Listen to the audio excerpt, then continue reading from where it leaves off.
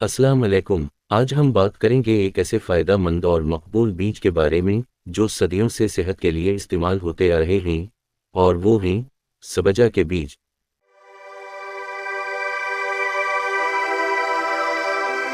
अगर आप वज़न कम करना चाहते हैं, हाज़िमा बेहतर बनाना चाहते हैं या गर्मियों में ठंडा रहना चाहते हैं, तो ये वीडियो आपके लिए है।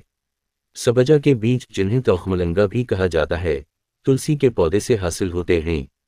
ये छोटे सियाह बीज पानी में भिगोकर जेल की मानिंद हो जाते हैं।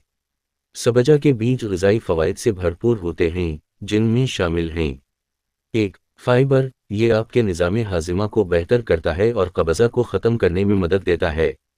2. एंटीऑक्सीडेंट्स, ये आपके जिस्म को नुकसानदेह फ्री रेडिकल्स से बचाते हैं और मुदाफ़ती निज़ाम को मजबूत करते हैं। 3. ओमेगा 3 फैटी एसिड्स, ये दिल की सेहत के लिए निहायत मुफीद हैं और कोलेस्टेरोल को कंट्रोल में रखते हैं। 4. प्रोटीन, पट्टों की नशोनुमा और मरम्मत में मदद देता है। अगर आप वज़न कम करना चाहते हैं तो सब्ज़ा के बीज बेहतरीन हैं, क्योंकि ये आपके पेट को ज़्यादा देर तक भरपूर रखते हैं, जिससे आपकी भूख कम होती है और आप गैर ज़रूरी खाने से बच जाते हैं। सब्ज़ा के बीजों को इस्तेमाल करना बहुत आसान है। आपको सिर्फ 1 चम्मच बीज लेना है और इन्हें पानी में 15 से 20 मिनट तक भगोना है।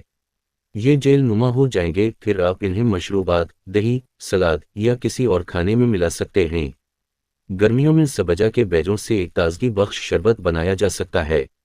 लेमन पानी में भगवाए हुए सब्ज़ा के बीज मिलाएं, साथ में शक्कर और पुदीना डालें और तैयार है एक फ़रहत बख्श मशरूब।